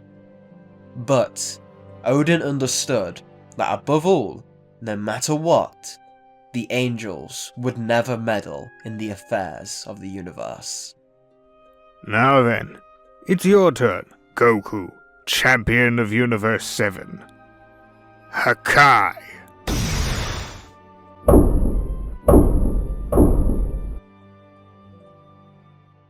The Dragon team had been going about their business at Capsule Corp ever since Goku, Shin, Beerus, and Whis left for Asgard. Gohan, however, had been tense. Having seen the power of the Asgardians, he knew that something very easily could go wrong. Videl tried to put his mind at ease, but she too felt strange about this whole affair. She had found out that the stories she read as a little girl were true, and if that was the case, then the world of Asgard could be an even more dangerous place than the tales described. Vegeta was in his training room, frustrated that Kakarot had gotten to go and presumably face this for himself. First Jiren, then Broly. More and more, he'd been encountering foes far beyond his own level of power. It frustrated him. He felt himself on a ticking clock to make the most of every second, not to surpass Kakarot. He had long since moved past that as anything other than a simple motivational tool. No, he had to find a way to surpass himself. That was the kind of strength he sought. Evolution is just the first step. I'll take it further and carve my own way forward. No more mistakes. Before Vegeta could continue his training, he felt a sudden surge of ki outside that quickly drained to almost zero. With incredible speed, he shot out of the gravity chamber and arrived on the Capsule Corp grounds to find Supreme Kai on the brink of death. Shin! Oh no, he's in really bad shape. Go on, go get the Senzu beans. He's been through worse. Right, I'll be back in a second, hang on. Can he talk? Who did this to him? Where are the others? The questions can wait till Gohan gets back. He's in no state to talk. Yes, of course. Are all these Earthwomen monsters? Suddenly, Shin saw Vegeta and quickly tried to talk, but fell back just as suddenly. He had no energy left, expended it all in his escape. One that travelled the space between universes. The spells of Asgard still proving too dangerous for a novice like him, but it had worked enough to send a warning back home. Vegeta, it was a trap. Odin has Goku and Lord Beerus. Vegeta's eyes lit up in shock. He knew Kakarot could be fool enough to get himself beat. But Beerus?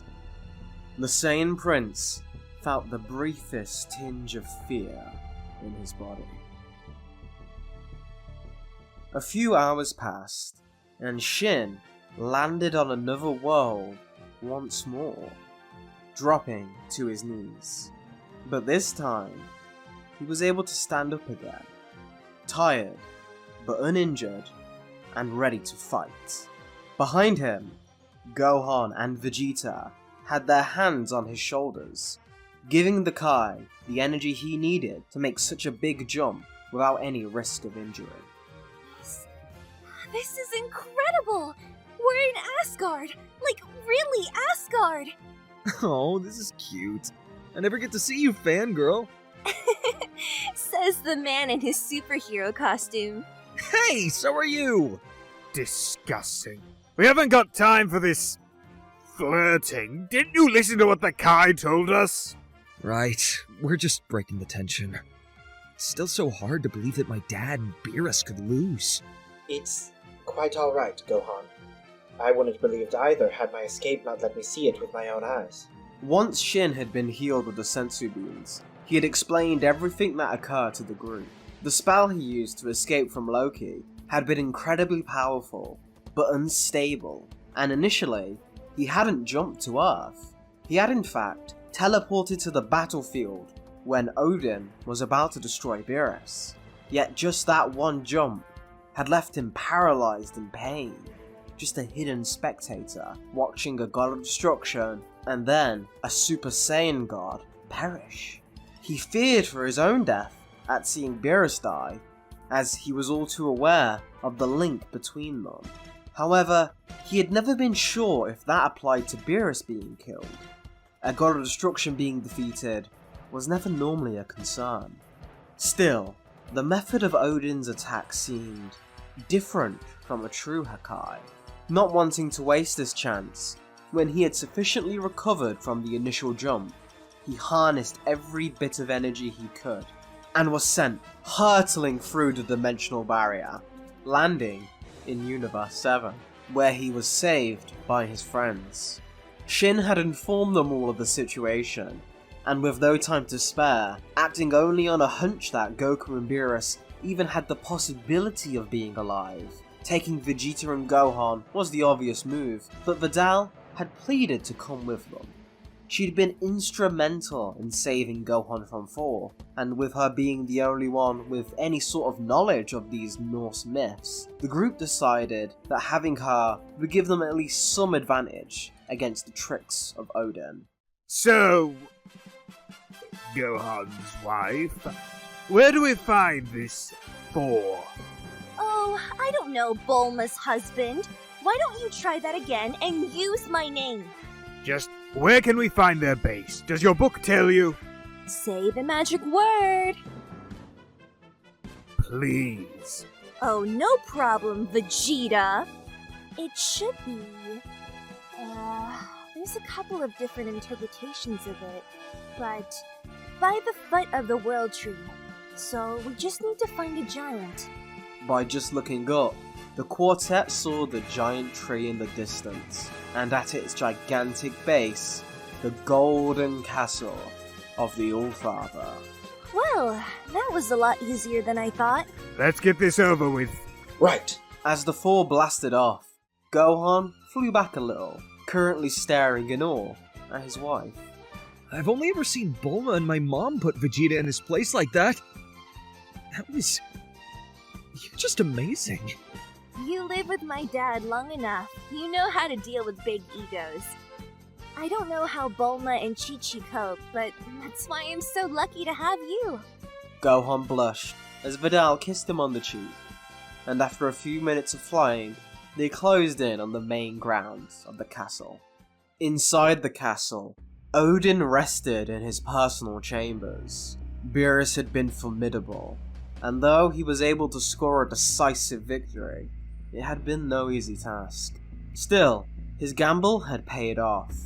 Both the mortal with Ultra Instinct and the most powerful destroyer had been defeated. Luckily, he needn't worry about the angel. After the battle, Whis had simply moved on, disappearing in a flash of light. Odin knew better than to try and pick a fight with someone so powerful, and was preoccupied with thoughts of the end of all things. Of Ragnarok. Perhaps this can give me the power to change fate, to finally avert our destiny.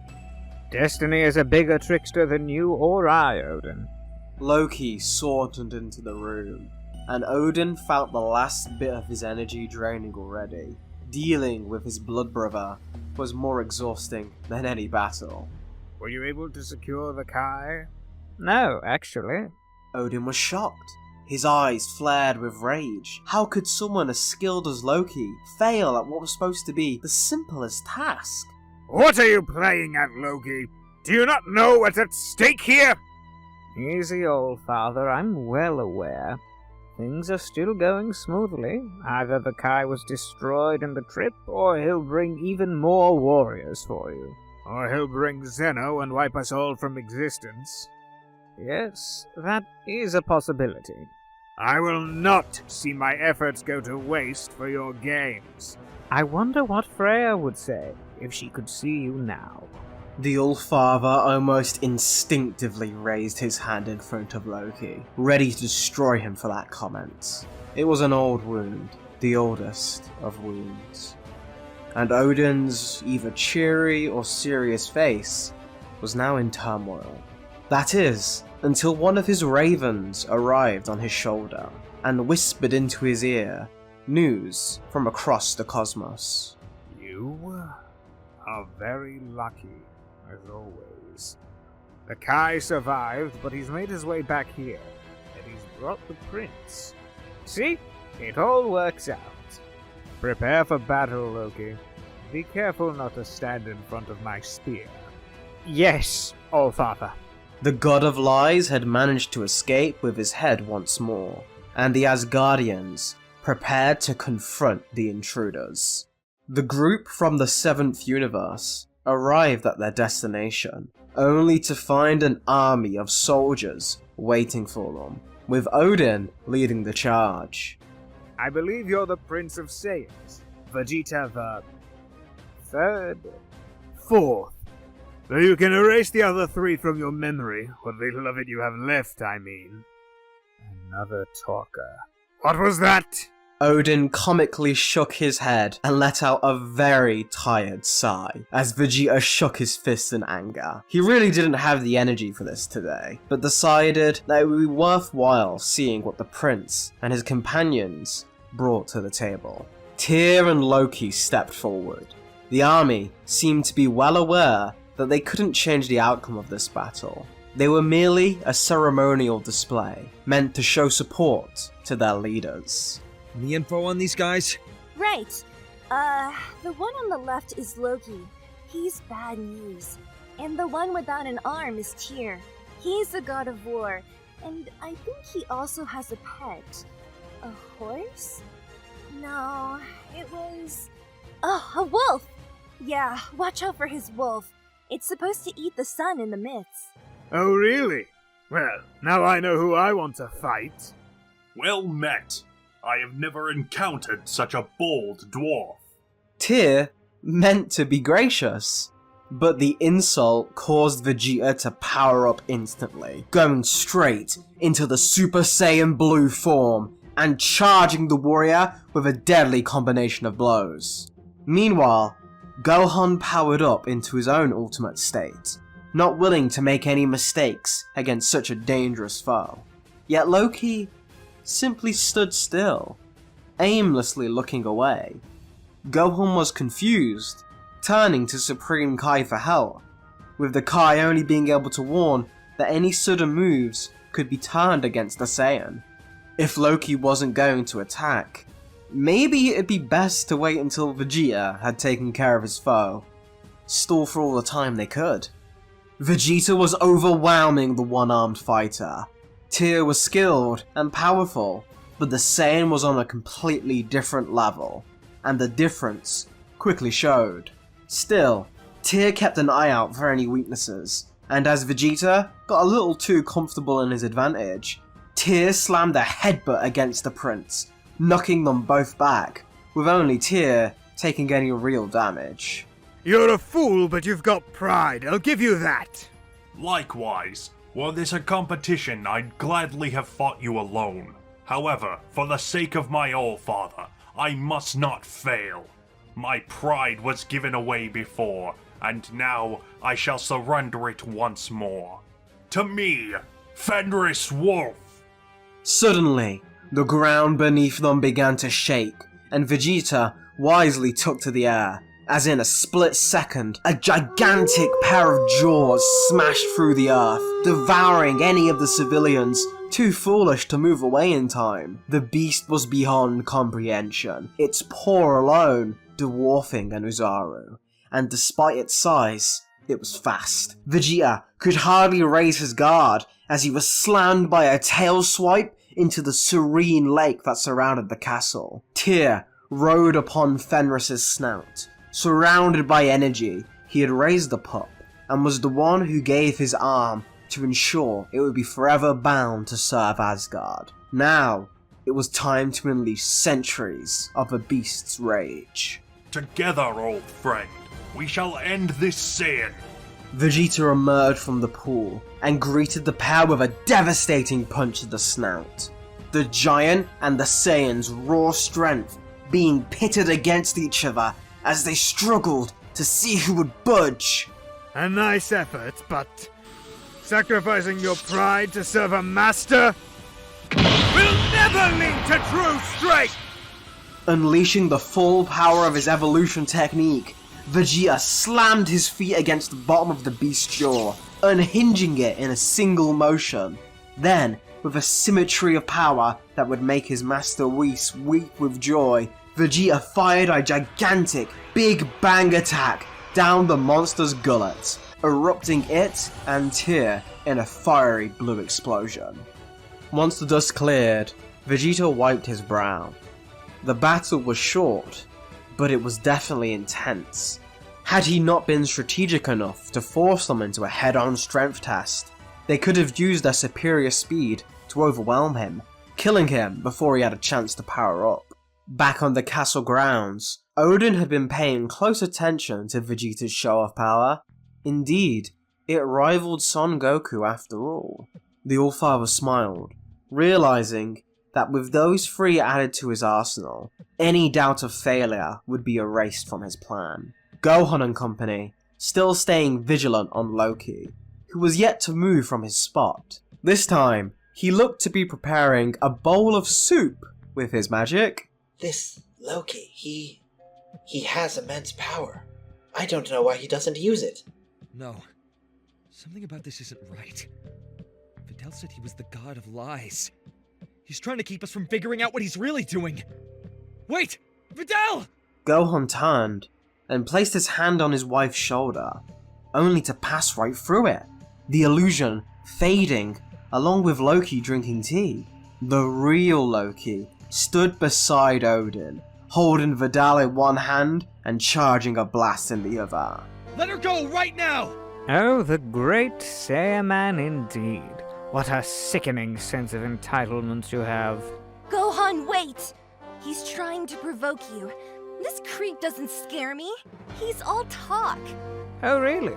Is that what your little book tells you? Yeah, though they should have mentioned how bad your breath is. I can't believe I used to have a crush on you. Loki sneered at the comment, as Shin and Gohan were tensed up, not knowing what move to make next. Odin, however, had been struck by the mention of a book. He walked over to Loki and picked up the book Videl had dropped in the struggle. This... young woman, what is this? It's a kid's storybook. Now tell your goon to let me go.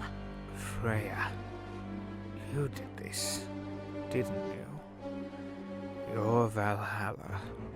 The true Valhalla. The deity's false appearance began to crumble as he now looked to be a man in deep mourning. But while he was lost in his own thoughts, Shin and Videl paid close attention to what he was saying. Valhalla. Yes, I remember. That is the land where the dead are sent. Its description matching nothing like the other world. So then... Hey! Supreme Kai! Are you sure about that? I need you to be absolutely sure. Oh, I don't know that absolutely, but it definitely seems like it is a different set of rules for this culture. Yeah, I think I get it now. Gohan, I need you to trust me right now. And please, don't let yourself lose control. It's going to be okay. My anger? Videl, wait. What are you doing?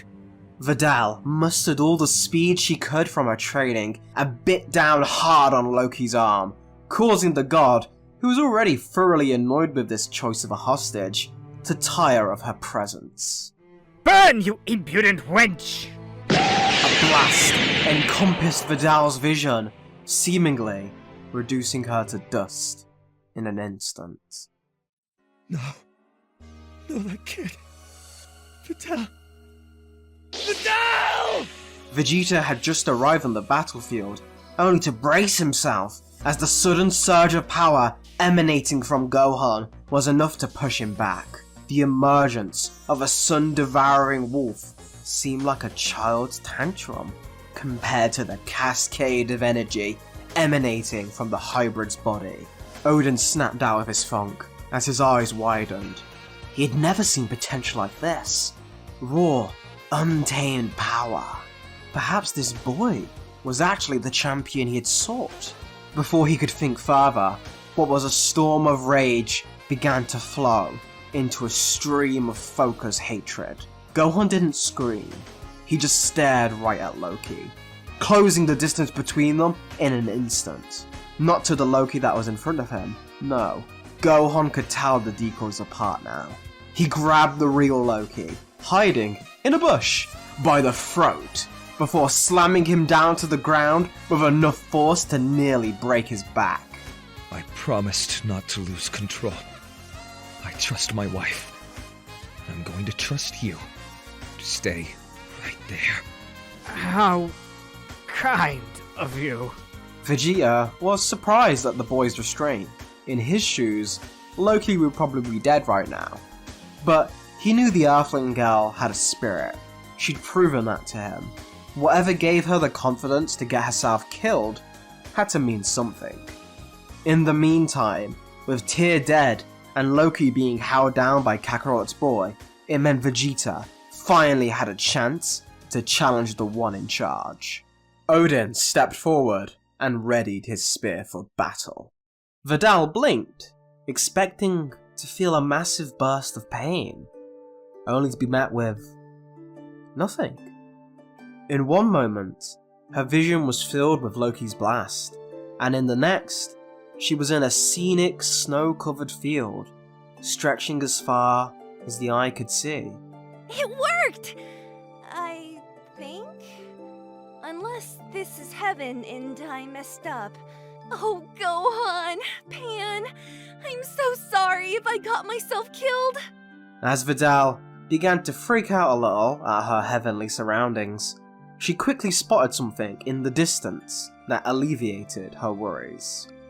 Aw, come on, one more time. I swear I can beat you if we go again. For the last time, Saiyan, we need to find a way out of this damn place. The food here is atrocious. Verily, I find my stays here to be very annoying for that reason alone. It's not so bad. Fenris enjoys the kibble. Right, boy? Fenris Wolf howled happily, the massive hound devouring a mountain-sized bite of dog food before rolling around on its belly, nearly crushing the table had Tyr not lifted him up in time and rubbed his stomach eagerly. Goku, Beerus and Thor arguing while they sat upon a gigantic table in the middle of the field, with the foe Vegeta had just killed. Everything clicked into place as Videl approached the group. Huh? Oh hey, it's Videl! Hey Videl, did you die too? Hey Dad! No, I actually came here to rescue you guys. All of this feels like a twist on what was in the stories. None of us are actually dead. Oh, neat! Chi-Chi would have killed me if I died again. How can you be sure, Earthling girl? It's Videl, actually. All I need to know is one more thing. From you, Thor. 'Tis I, fair maiden. How can I be of assistance? Take me to the Valkyries. Thor had taken the trio to where the Valkyries were posted, or rather, where the last Valkyrie stood, at the gates to Valhalla. She was old and frail, yet despite looking like she could die at any moment, her posture remained steadfast. She stood at her post, as if it were her life's purpose. Of course, it was. On the trip to meet her, Videl had asked Thor about all the details, and feeling guilty after finding out his father had interfered in Thor's battle with Goku, the God of Thunder was happy to answer her questions. Long ago, Odin, after eating the divine fruit, built himself a people. They were mortals that he helped achieve godhood, and the wisest of all was Freya. She was the All-Mother, the most powerful wielder of magic in the 9 worlds, and the only one Odin couldn't outsmart. Yet despite being incredibly long-lived, Freya was not a true immortal, and so, no matter how desperately Odin protested, she did not wish for eternal life. Death was not something she feared, and so, she eventually died peacefully. and all of Asgard wept that day. Yet for Odin, his missing eye did not weep. It was planning. From that day on, the Allfather searched desperately for a way to bring his beloved back. Spells, technology, and even using the Dragon Balls of every kind. Yet, for reasons that were unknown to him, it seemed her magic was stronger than each and every method he tried, sealing her soul and otherworld beyond his reach. Odin could not reunite with his wife, who wished to remain in the afterlife. This made the old god very protective of what he still had. And so, he used his knowledge to create his masterpiece, Valhalla, a trap that would grab any souls that attempted to leave Asgard, a perfect spell to prevent death or erasure of any sort, keeping them in a waiting room until Odin needed to summon them again. He would never surrender the souls of his creations to the otherworld again. The Valkyries had been created out of the energy he did manage to recover from Freya, forming them out of fragments of the memory of her power, and ensuring they would capture any warriors he collected that died in his universe. Yet, they were burdened with Freya's willingness to move on, and as the millennia passed, all the Valkyries' energies slowly depleted, one by one, until now, only one fragment of Freya remained. Hi there. My name is Videl. The Valkyrie remained silent. I don't know if you can understand me, or if a part of you even still sees herself as the All-Mother Freya. I've been told your story, what Odin asked you to do, and I get it. You are protecting your children from being taken away from you, giving them chances to do over. I know it can be frustrating, seeing them make the same mistakes over and over. Yet you're still here, guarding these gates. Because no matter how many times things go bad, you still think they deserve a chance to come back and try again. I've got a daughter back home, and it's terrifying. Every day, I'm scared that something bad will happen to her, that I won't be good enough to protect her. But that part of me, I can't let it take control. I won't put my baby in a cage. I won't stop my daughter from facing the world. And I won't let that fear stop me from facing it either.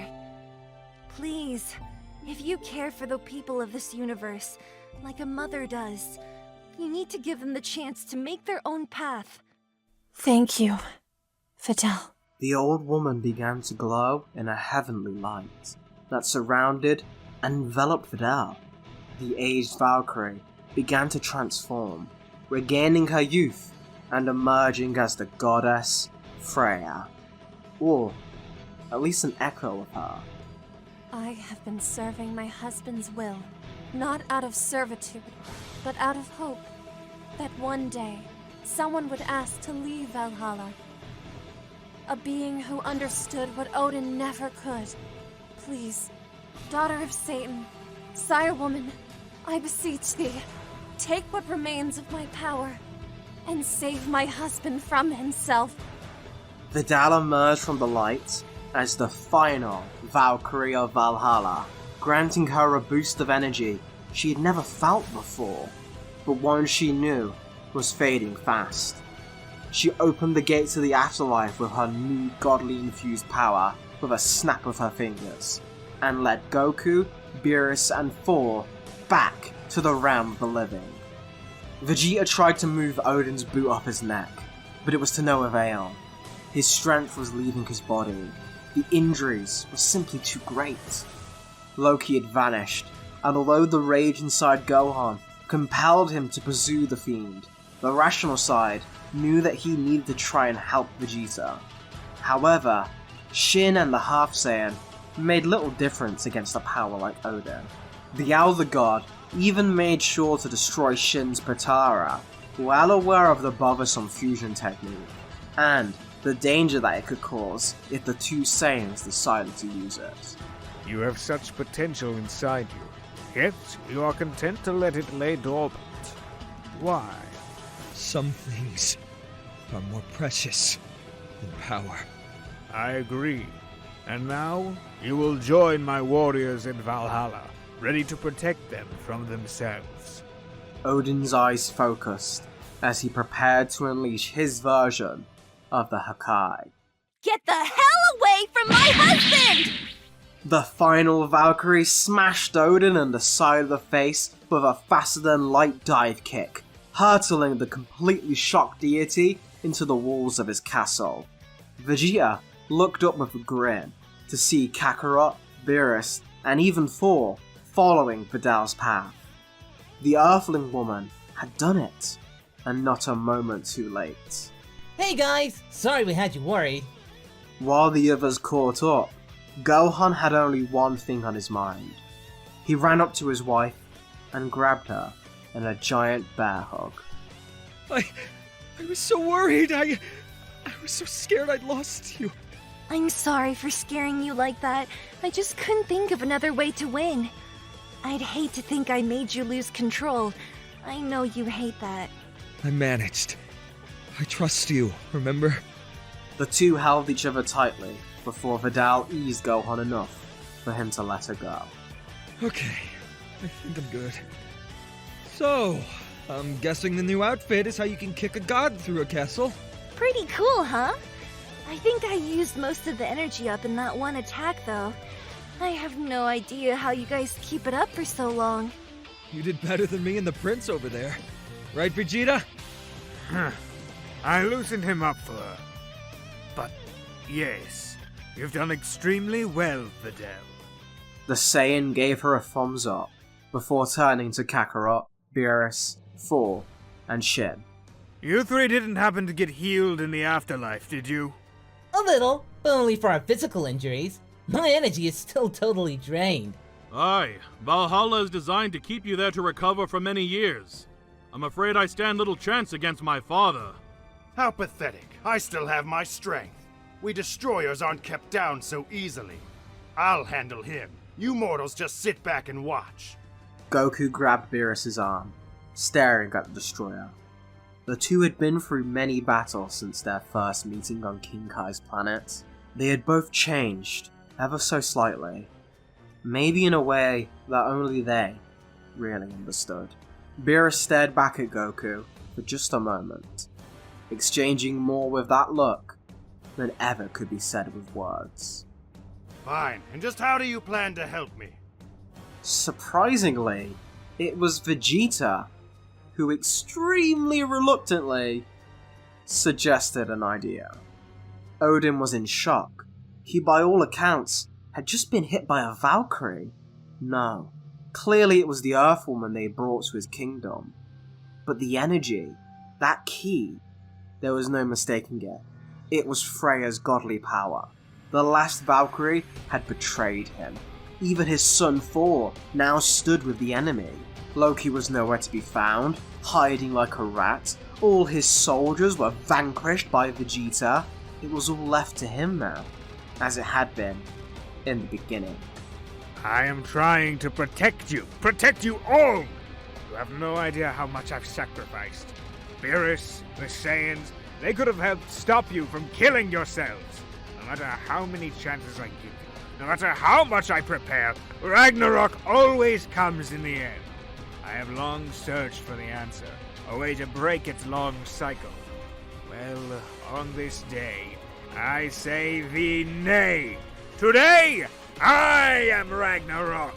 So what say you, Universe 7? What is your answer? Fusion Ha!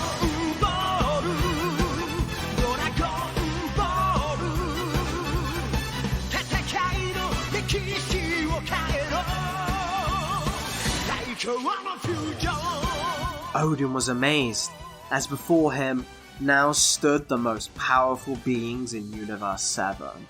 Beerus the Destroyer and Gogeta, the ultimate martial artist. Fusion? Impossible.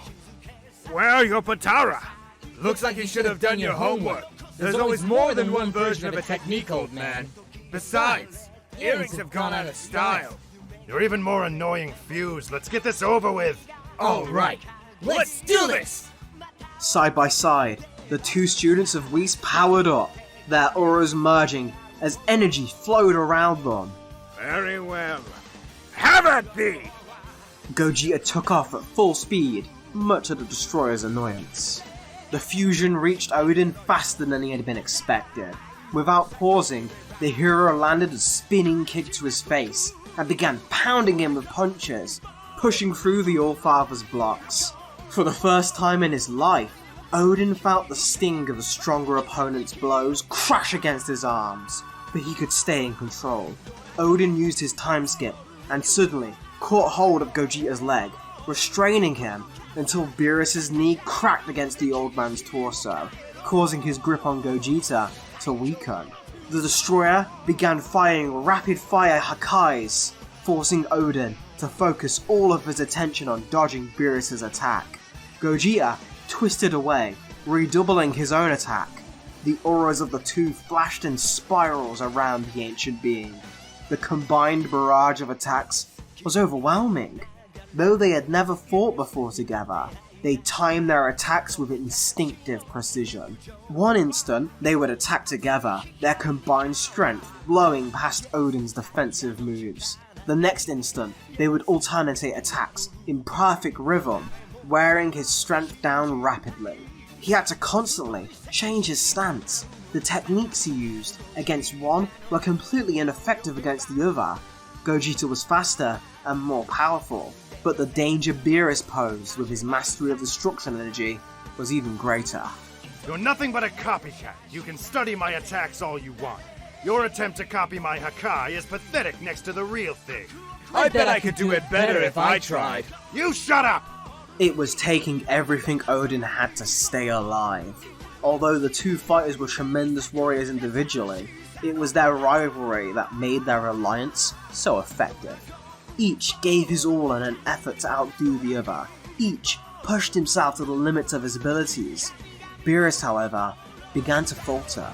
He'd been drained more by being sent to Valhalla than he had let on, and going at this intensity for the first time in eons was taking its toll.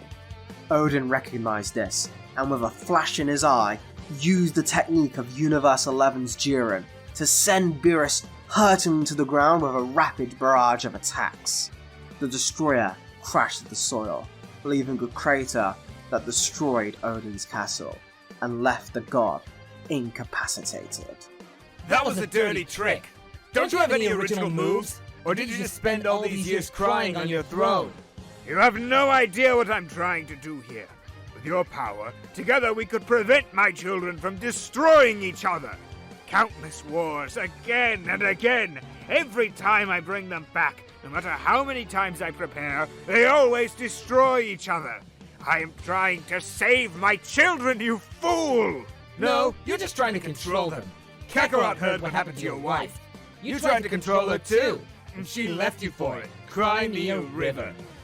You insolent, arrogant fool!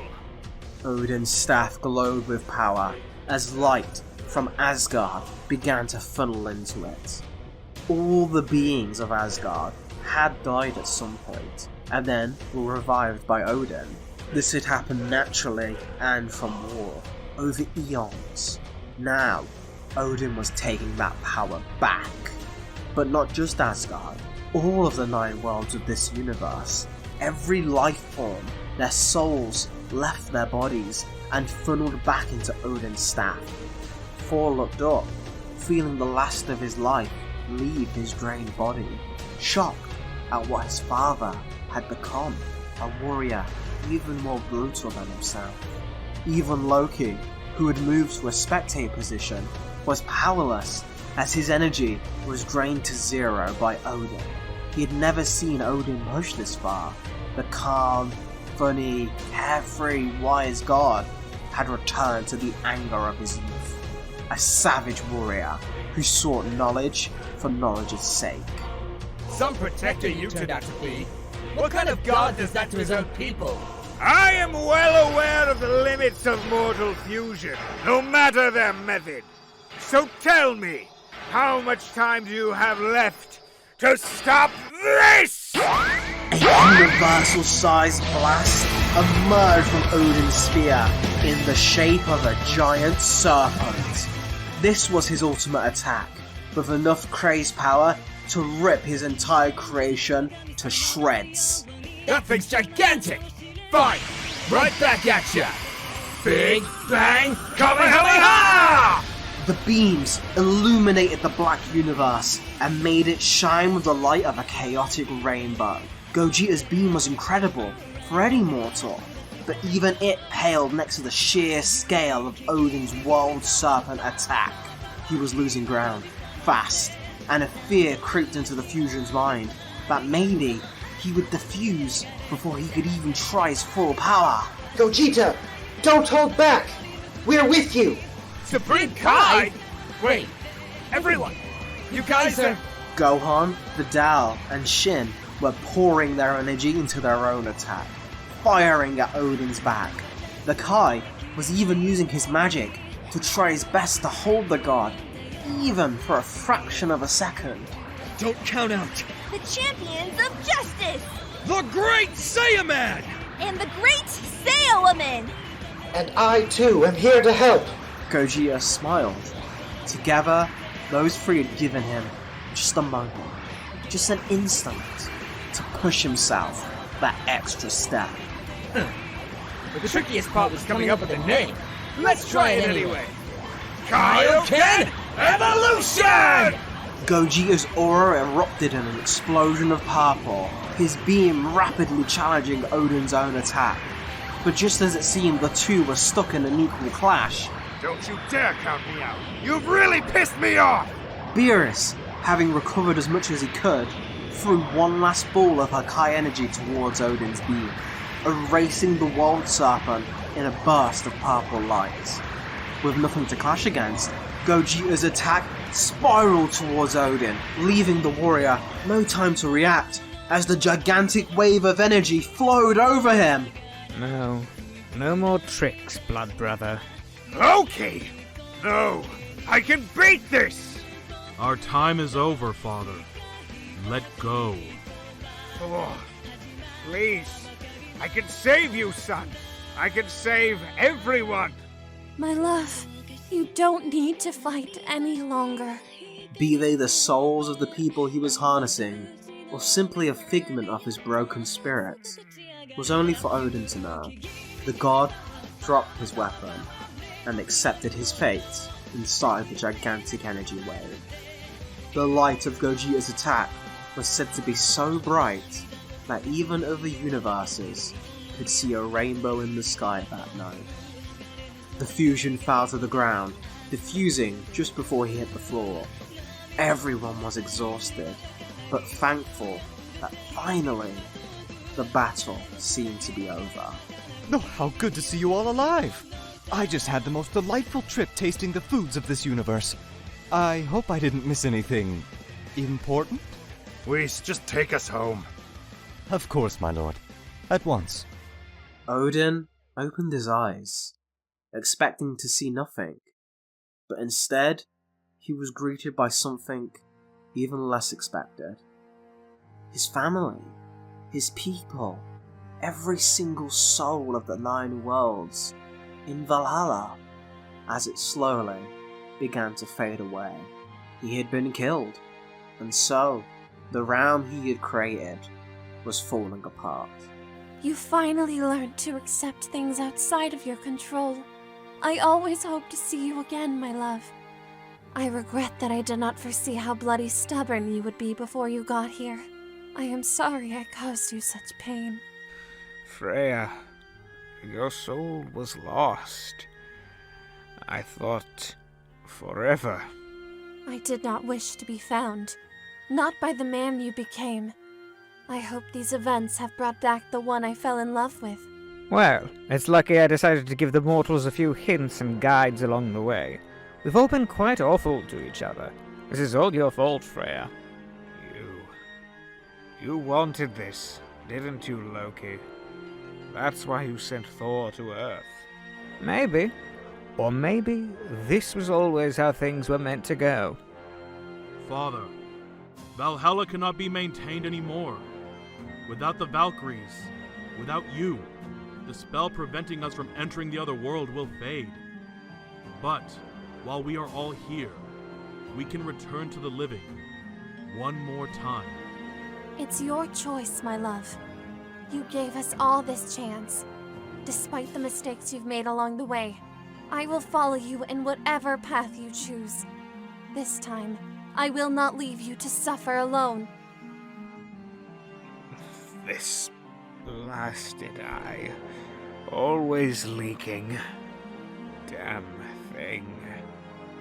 So, Allfather, what is the fate of the 9 worlds? Odin thought about it for a very, very long time. And finally, gave his answer. Back on Earth, some time had passed since the events of Asgard. Goku and Vegeta resumed their training. Their reliance on fusion in the last 2 battles was something that bothered them both, and so they vowed to only fuse again once they reached a new milestone in their paths. Beerus had been grumpy, but a delicious pizza was enough to cheer him up. He didn't speak to Whis about what happened, but the angel could see, when Beerus thought he wasn't looking, that the lazy god had started training again. A smile on his face after getting a taste of a true life and death battle. And maybe just a little more respect for the Saiyans.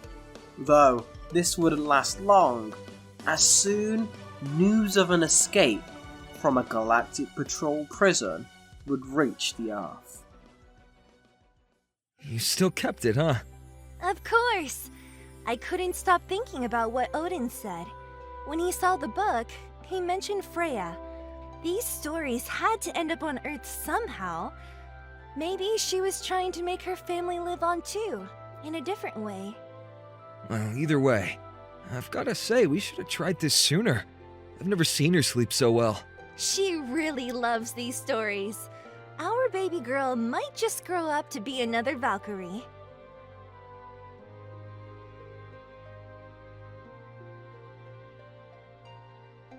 Hey everyone, thank you so much for staying until the end of this Dragon Ball What If.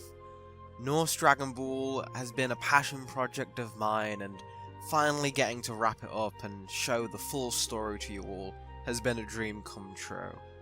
My hope is that in future, whenever you're going through your Dragon Ball rewatches and you finish the Broly movie, you'll watch this and consider it part of your own personal headcanon.